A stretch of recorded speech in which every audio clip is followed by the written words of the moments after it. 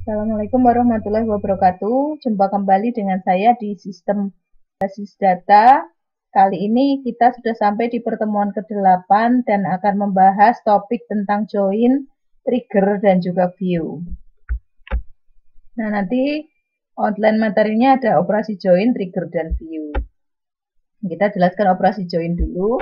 Nah, operasi join ini adalah operasi yang mengambil dua relasi dan mengembalikan hasil join sebagai relasi baru. Nah, ini artinya kita query nanti bisa mengambil lebih dari satu tabel. Kalau pada pembahasan sebelumnya di SQL kita query mengambil dari lebih dari satu tabel itu dengan klausa where. Nah, kalau di sini dengan operasi join. Nah, operasi ini digunakan sebagai ekspresi subquery pada klausa from. Kondisi join mendefinisikan rekod mana yang cocok dalam dua relasi itu dan atribut apa yang mewakili hasil join. Nah, kemudian tipe join ini mendefinisikan bagaimana rekod pada tiap relasi yang tidak cocok dengan rekod lain pada relasi lain itu diberlakukan. Nah, di sini join tipenya ada inner join, left outer join, kemudian right outer join, kemudian full outer join. Di join condition itu ada natural, ada on, predicate, kemudian ada using atributnya, atribut 1, atribut 2 sampai atribut ke n. Nah, ini contohnya ya, operasi join. Nah, ini terdapat dua buah relasi. Yang pertama adalah loan, yang kedua ada borrower. Nah, di loan di sini ada loan number, branch name, kemudian amount. Kemudian di borrower ini ada customer name dan ada loan number. Nah, kita cermati isi di dalam tabel tersebut ya. Jadi di sini loan numbernya ada L170, L230 sama L260. Kemudian di customer name ini ada L170, L230, dan L155.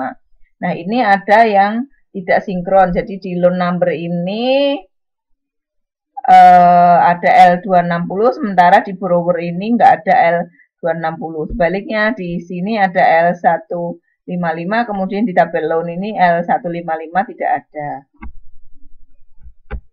Nah, ini kalau inner join, ini loan inner join borrower pada loan number. Nah, ini yang ditampilkan adalah yang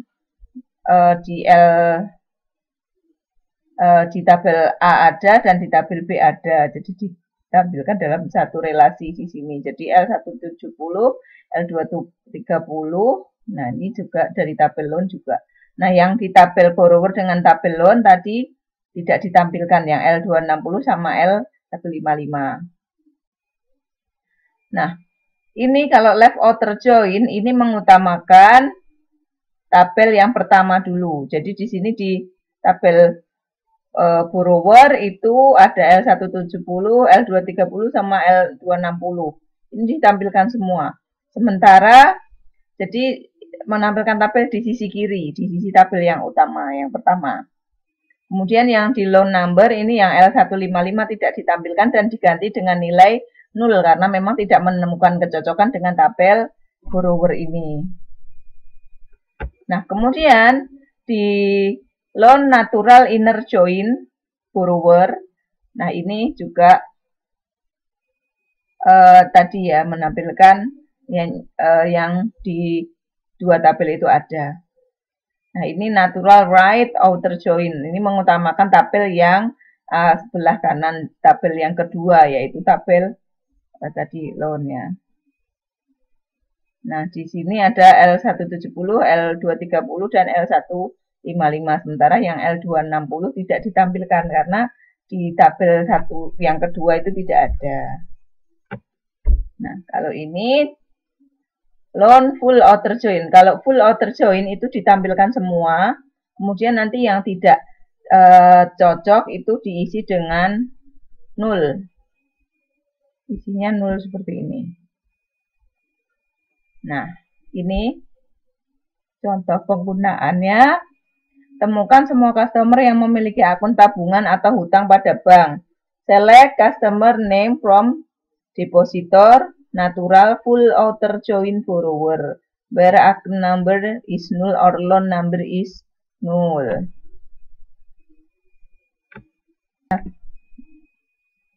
Kali ini kita mau membahas tentang trigger. Nah, trigger ini dapat didefinisikan sebagai himpunan kode prosedural yang dieksekusi secara otomatis sebagai respon atas suatu kejadian berkaitan dengan tabel basis data. Nah, kejadian yang dapat membangkitkan trigger umumnya berupa pernyataan insert, update, dan delete. Nah, ini jenis trigger ya, berdasarkan ruang lingkupnya, trigger diklasifikasikan menjadi dua jenis, yaitu row trigger dan statement trigger. Nah, dari sisi perilaku atau behavior eksekusi, itu dapat dibedakan menjadi dua jenis trigger, yaitu before dan after. Maksudnya ini adalah, sesuai penamaannya ya, jenis ini merepresentasikan waktu eksekusi trigger. Nah, ini sebelum pernyataan, nah ini sesudah pernyataan. Nah, trigger di MySQL itu diciptakan menggunakan pernyataan create. Jadi seperti ini formulanya create. Nah, kemudian ini mendefinisikan user atau current user, ini opsional, boleh dipakai, boleh tidak. Jadi formulanya create trigger, kemudian trigger name, trigger time, trigger event on tabel name for each row trigger ini statement. Nah, pada MySQL itu tidak mengizinkan multiple trigger dalam waktu aksi dan event sama pada satu tabel. Misalkan di tabel A sudah didefinisikan trigger after insert, maka kita tidak boleh mendefinisikan trigger after insert lagi, namun bisa dengan trigger after edit, after delete, atau before insert, edit, dan delete. Nah, itu bisa diterima. Nah, kemudian ini contoh trigger. Jadi contoh yang akan dibahas kali ini adalah mencatat kejadian-kejadian yang terjadi beserta waktunya pada tabel mahasiswa, dan catatan tadi disimpan dalam tabel lain yang kita beri nama log mahasiswa. Jadi misalkan di tabel log mahasiswa itu seperti ini. Jadi ada field, ada dua field, kejadian dan waktu. Untuk kejadian itu fajar, kemudian waktunya itu date time. Nah, ini untuk men-create trigger, create trigger in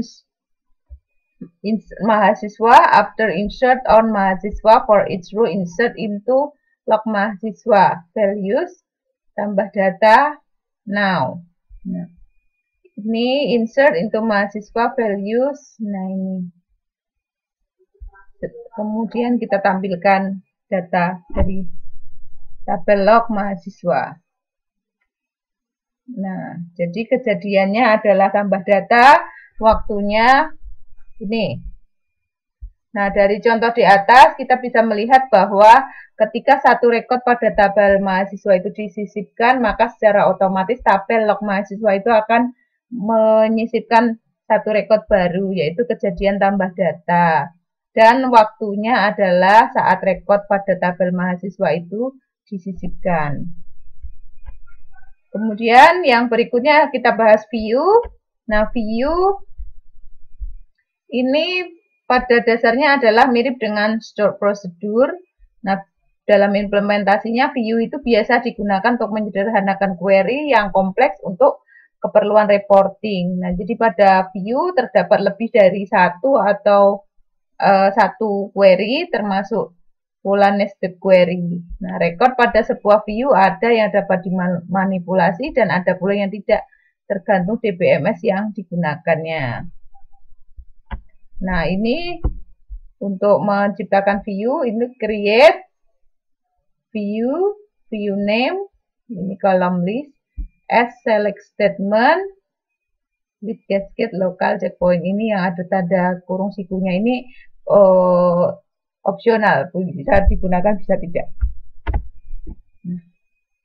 Di create ini statement ini digunakan untuk membuat view baru atau menggantikan suatu view yang telah ada jika klausa or atau replace itu diberikan. Kemudian select statement, suatu statement select yang menyediakan definisi dari view. Kemudian column list, ini daftar kolom atau atribut yang akan dipilih. Nah, ini berikut ini adalah contoh dari implementasi view. Jadi pada contoh ini kita akan membuat view untuk menyimpan informasi detail mahasiswa. Jadi di sini kita memerlukan dua tabel, yaitu tabel mahasiswa dan tabel prodi. Nah, untuk mau menciptakan view, kita ketikkan perintah ini, create view. Ini nama view-nya vDetail mahasiswa, select, M name, M nama, M alamat, P nama prodi, P jurusan, from mahasiswa, M prodi, P where, M titik kode prodi sama dengan P titik kode prodi. Nah, kemudian setelah ini kita tampilkan hasil dari view dengan cara select bintang from vDetail MHS. Nah, ini adalah contoh hasil view yang kita hasilkan tadi. Jadi dari contoh ini, view itu berisi informasi mahasiswa, NIM, nama alamat, dan juga informasi prodi atau jurusannya, prodi dan jurusan. Nah, jadi implementasi view ini dalam program aplikasi itu adalah digunakan untuk mendesain laporan atau report. Oke, sekian penjelasan untuk pertemuan pada perkuliahan kali ini. Sampai jumpa di perkuliahan selanjutnya. Assalamualaikum warahmatullahi wabarakatuh.